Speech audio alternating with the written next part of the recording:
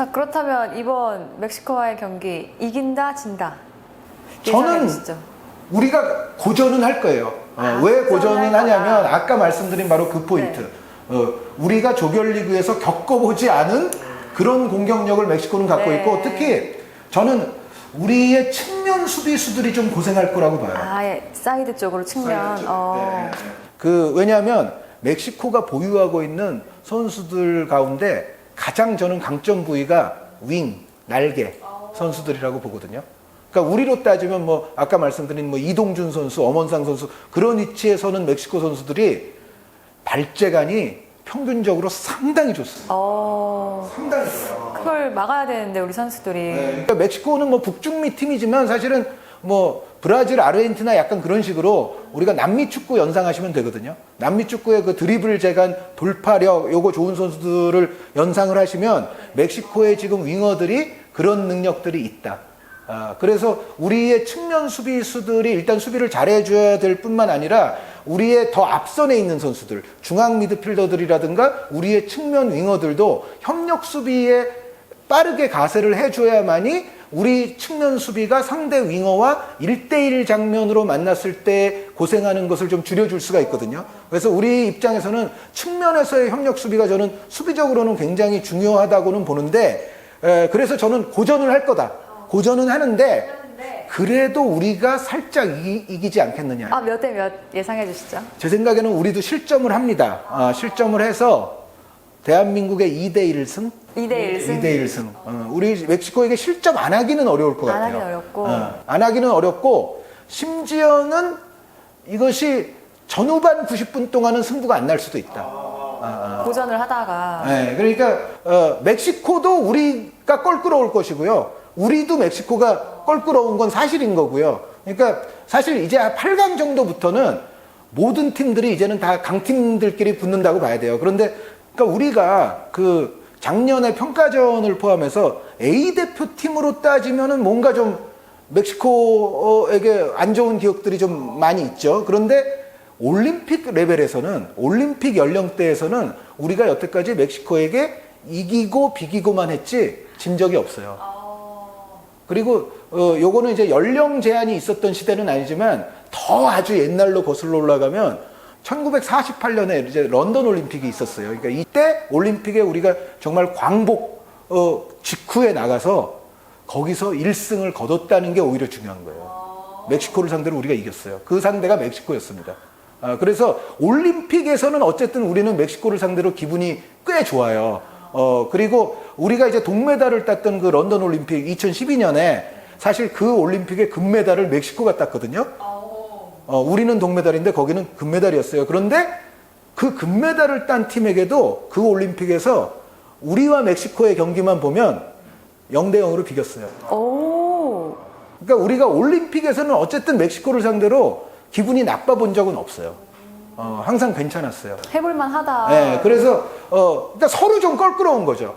성인까지 포함하면 우리가 조금 좀 그런데, 약간 껄쩍지근한데 라는 생각도 들지만 올림픽 레벨에서만 보면 멕시코 입장에서도 껄쩍지근할걸요. 한국이 항상 만만치 않았기 때문에. 네, 그래서 우리와 멕시코는 뭐 서로를 너무 잘 알고 경기가 전체적으로 굉장히 빡빡하게 진행될 거는 틀림이 없어요. 우리는 멕시코의 약점을 파고들려고 할 것이고, 멕시코 역시도 개인기 좋은 선수들을 앞세워서 또 우리를 또 계속 두드리려고 할 거기 때문에 굉장히 좀 힘든 경기라서 사실 90분 내에 승부가 안 날 수도 있지만 90분 내에 승부가 나건 더 가건 궁극적으로는 우리가 그래도 한 골 정도 차로 이기지 않겠나. 자, 그럼 전 3대2 예상을 해볼게요. 좋은 스코어.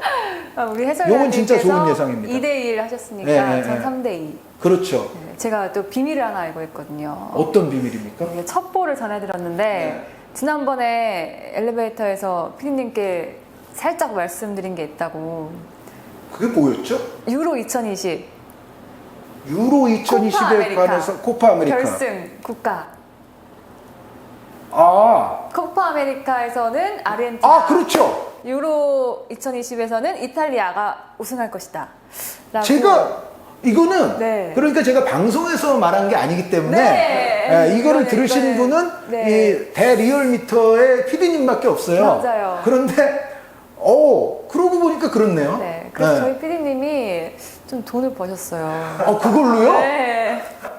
그러면은 이왕이면 좀 은퇴할 정도로 좀 버셨어야 되는 건데, 그렇게는 안 하셨을 것 같고, 왜냐면 그렇게 하면 불법이에요, 기본적으로. 그래서 그렇게는 안 하셨을 것 같고, 어쨌든, PD님이 조금이라도 보탬이 됐다면, 아주 축하드리고, 제가, 저도 감사합니다. 그런데 제가 그때 이제 기억이 이제 나네요. 뭐라고 그랬냐면, 전력으로만 보면, 이성적으로만 보면 코파 아메리카는 브라질이 더 강하다.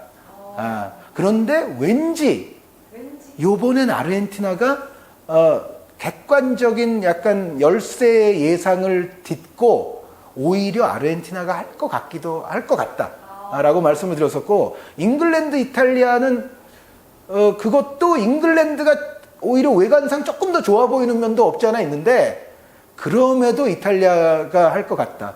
그러니까 왠지 두 결승의 결과가 약간 그러니까 덜 유리한 쪽이 오히려 궁극의 우승팀이 될 것 같다라고 제가 말했던 기억이 나네요, 이제. 맞아요. 이번에도 한번 2대1 우리 PD님 부자 되게 한번 해주시죠. 그게 이제 그 사석에서 사담으로 하면은 그게 통하는데, 이렇게 또 공적인 자리에서 또 아주 공언을 하면은 안 통할 수도 있어요, 또. 그래서 약간 좀 떨리긴 하는데, 어쨌든 대한민국의 저는 2대1 승, 이소민 아나운서는 3대2승. 1대0은 잘 안 될 것 같아요. 1대0은 양 팀의 지금 우리도 공격이 이제는 물이 올랐고, 멕시코는 이미 공격이 물이 올라 있었고, 1대0 경기는 요거는 좀 안 나지 않을까. 오히려 3대2 가능성도 저는 꽤 있어 보이거든요. 금방 지면은 어떤 거? 우리가 뭐 그러면 안 되지만, 우리가 만약에 패하더라도 그것도 저는 한 골차가 될 확률이 높다고 봐요. 만약에 패하더라도. 그러니까 물론 그런 일은 일어나지 않기를 바랍니다만, 어찌됐건 이 경기는 한 골 승부다, 기본적으로는. 그 어느 쪽이 뭐 두세 골 차이를 낼 수 있는 경기는 전혀 아니라고 보거든요. 네, 저희 한일전 결승에서 성사되면 그때 한번 또 붉은 악마 티익 한번 나와주시죠. 한일전이 이제 결승전에 성사가 되면, 네. 제가 예상컨대는 네. 저를 부르는 곳이 그때 많을 거예요. 그렇죠. 미리 제가 찜하는 지금 저쪽에서 거죠. PD의 웃음소리가 들리죠? 미리 그런데 지금, 저를 부르는 곳이 많을 거기 때문에, 한일전 하면은 그거는 아마 제 생각에는 많은 또 축구 해설위원들 뭐 기자분들도 있잖아요. 그런데 그런 분들이 방송 기회를 굉장히 많이 갖게 되지 않을까. 그건 엄청난 이벤트가 되죠. 만약에 이제 그 일이 성사가 된다면 엄청난 이벤트라서, 제가 봤을 때는 좀 그때는 출연료를 조금 더 쓰셔야 되지 않을까. 아셨죠, PD님? 아니면 뭐 저희가 결승인데 그 정도 해야 더블로 해서 한일전 더블. 이 버튼을 콕 눌러서 구독해주세요.